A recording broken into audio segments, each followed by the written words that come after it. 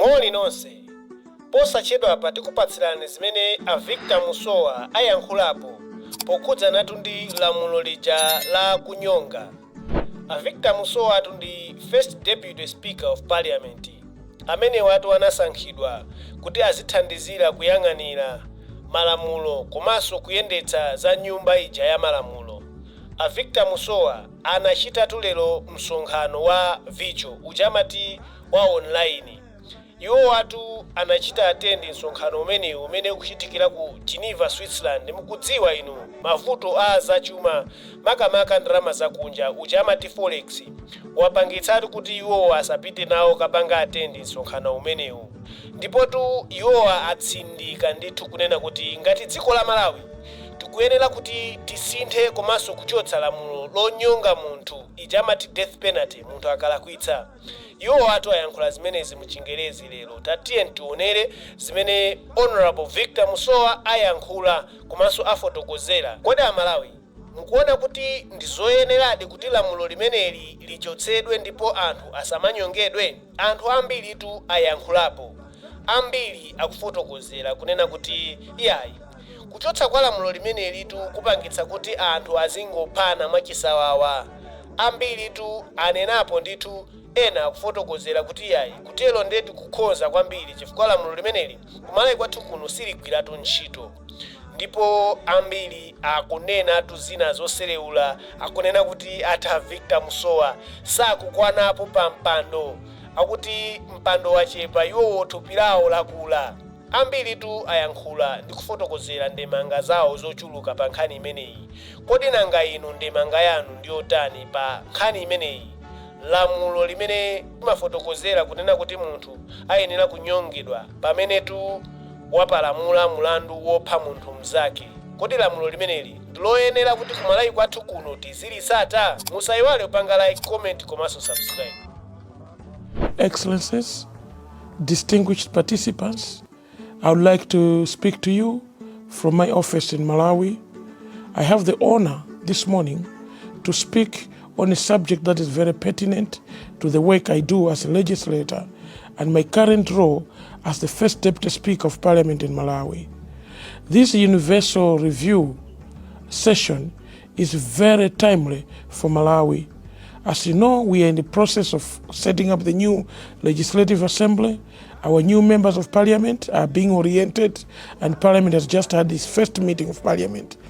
The morale and the setup is very promising, but I would like to share that we have done a lot.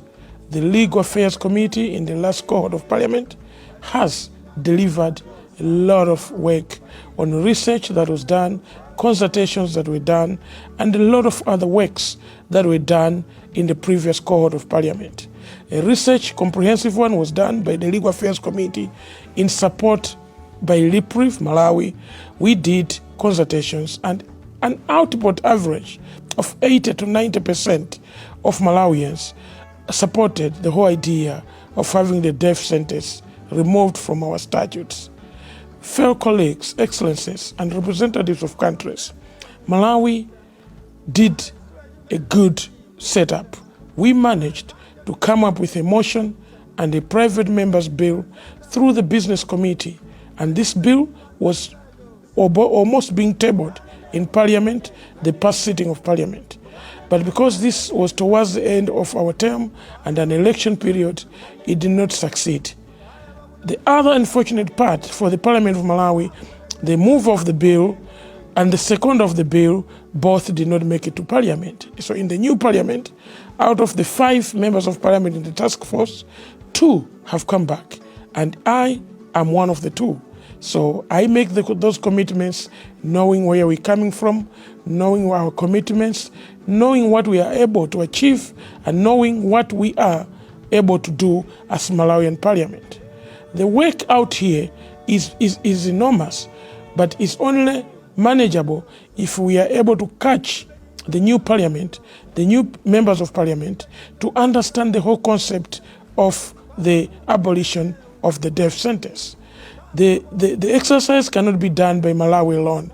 It needs the cooperation of the local NGOs, civil society, government under the Ministry of Justice, and indeed international organizations to allow the new crop of members of parliament understand the battle and where it is coming from and our destination.